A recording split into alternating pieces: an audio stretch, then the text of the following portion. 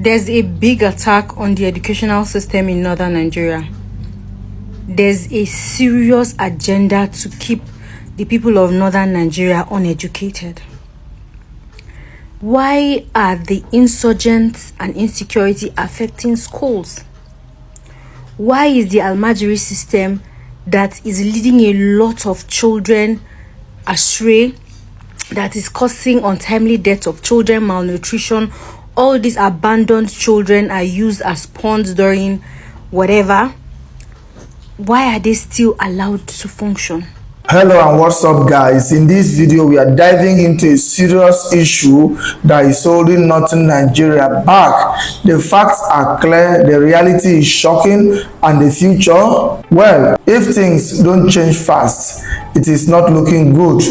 The concerned Nigerian has spoken out, saying it could take at least 50 years for northern Nigeria to regain economic prosperity and moral upliftment. And the reason? Education, or rather the lack of it. Thousands of schools in the north are in terrible condition. He made mention of a school in Bauchi State. No chairs, no table, no windows, and even the roof is gone. And this is just one of many. Now, let's talk numbers. The Almager population in northern Nigeria is now at nearly 15 million and growing. That's the size of some entire state in the country. Yet, the region's leaders continue to look the other way.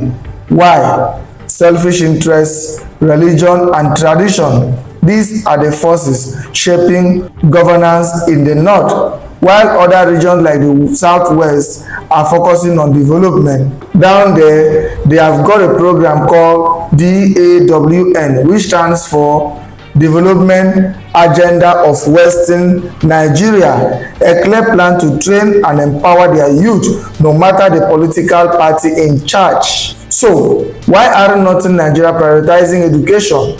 How much longer will they not ignore the truth? This is beyond politics. It is about the future of millions of northern children. If nothing changes, the region could become practically irredeemable. Guys, I will let you watch this video for yourself so you can see exactly what I am talking about. Also, don't forget to like, share, and subscribe to this channel if you haven't already done so. Take a look, guys, and remember to share your thoughts after watching. It will take not less than 50 years for northern Nigeria to get back to economic prosperity and moral upliftment. The reason why is simple. The educational sector in northern Nigeria is so deplorable. Thousands of schools face this singular problem. Infrastructure. Look at this school. This is a school in Bauchi State in northern Nigeria, northeast of the country, with a population of Almageris in northern Nigeria hitting almost 15 million and still counting. That number significantly represents a good portion of any state in Nigeria. How can the North allow itself to deplore to such a state that it becomes practically irredeemable?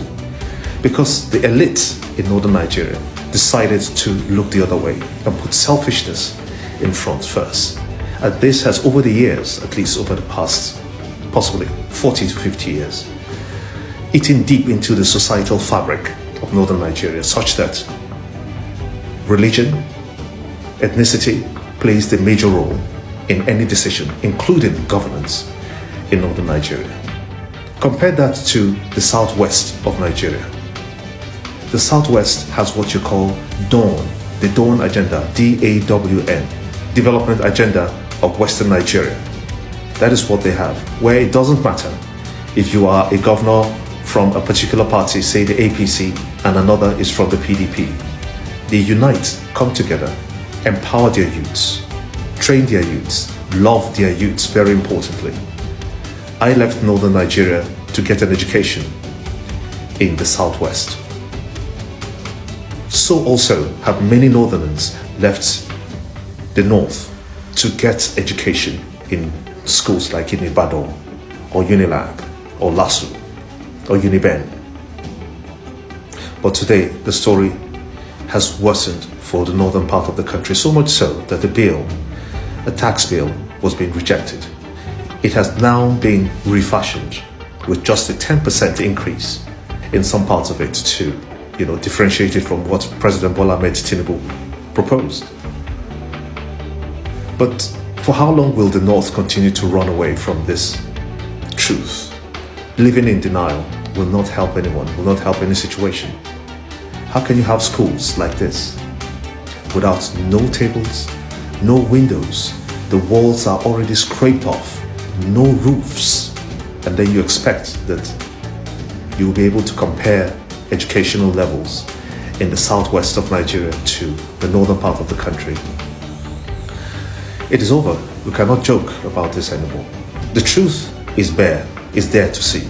Until the leaders, the governors, the senators in northern Nigeria begin to see that their traditions and religion has helped them to fall short, and then their own selfish interest is working against the development of northern Nigeria to the collective good of the whole of the country, then we'll begin to identify the key areas that must be tackled once and for all, one of which is this educational thing.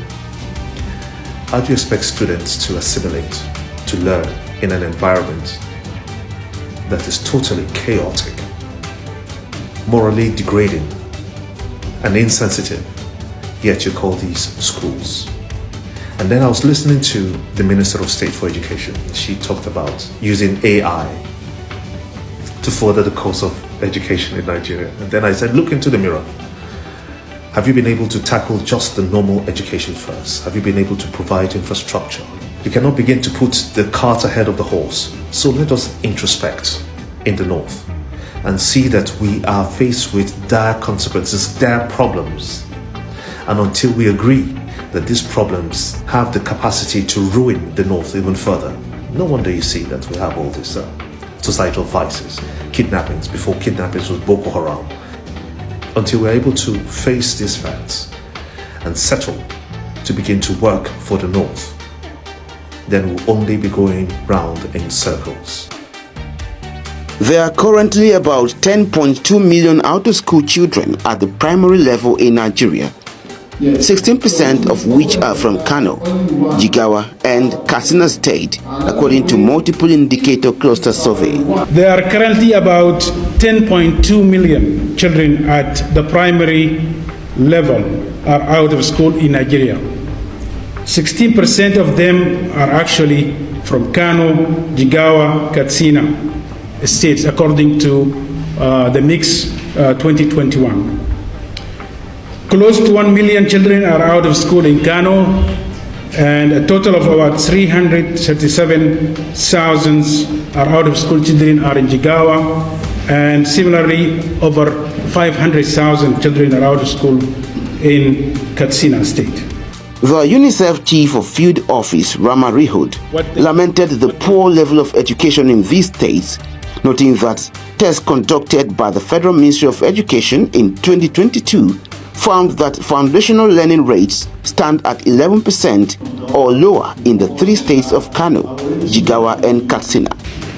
The tests that conducted by the Federal Ministry of Education in 2022 found that foundational learning rates stand at 11% or lower in three states of Kano, Jigawa and Katsina. For instance, only 2% of primary school learners in Jigawa State have foundational reading skills, while less than 1% have numeracy skills. Although Kano figures appears to be better than Jigawa, which is about 9.6% for reading and 11.2% for numeracy, these figures are still way lower than the national averages of 26% for reading proficiency and 25% for numeracy, respectively. There's a big attack on the educational system in northern Nigeria. There's a serious agenda to keep the people of northern Nigeria uneducated. Why was Almager school system scrapped? Why was it abandoned? Why are the insurgents and insecurity affecting schools? Why is the Almager system that is leading a lot of children astray, that is causing untimely death of children, malnutrition, all these abandoned children are used as pawns during whatever? Why are they still allowed to function?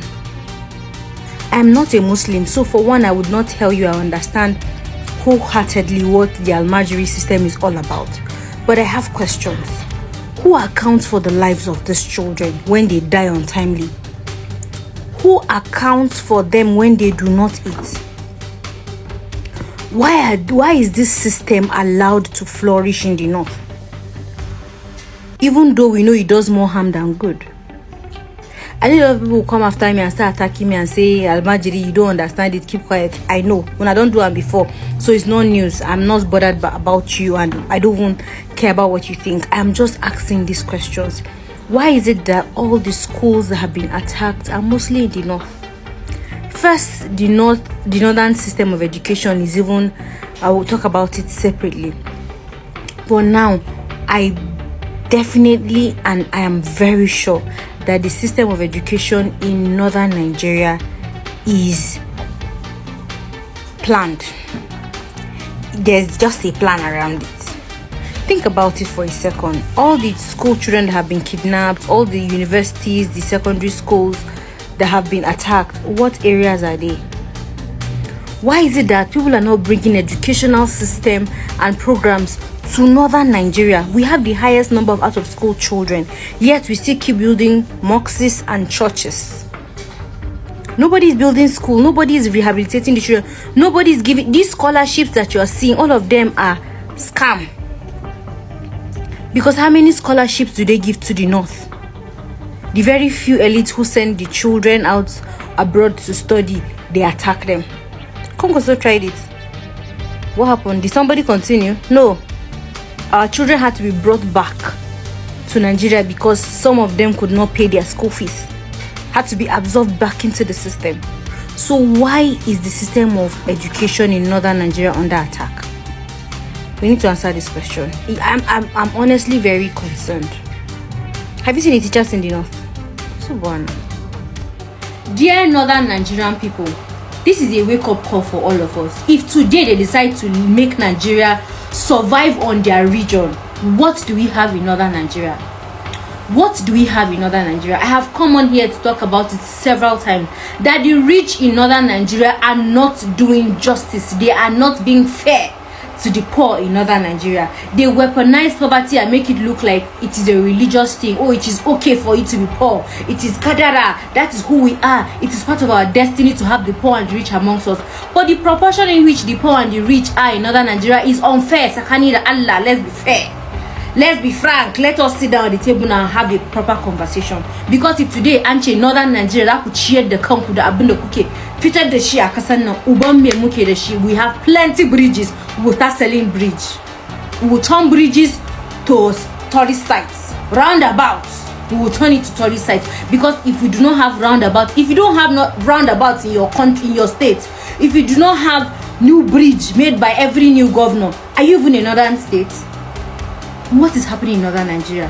By the time people say vote, we will say no, Kabila. No, let's follow tribe. Let's follow religion. Now that the economy has been turning on its own, how many times have you gone to the market and you have been offered free food because of your religion? How many times have you been offered free clothes because of your tribe? You're not sitting in your house. You now have light. You're not paying for light again because you voted this person. If you vote anybody, the person goes up there and doesn't perform well, you have every right to remove the person. But the truth is, Mue Arewa will just, come here, Allah, you know, this and that. I'm not taking out the place of God. I am saying trust in God. But in that, use your sense. Use wisdom. These people have used money to separate us. They are intermarrying themselves and spending the money that we're supposed to be shared equally amongst us, the citizens. Arewa, we need to wake up. Gone are those days, they just come and tell us, oh, vote for this person from your state.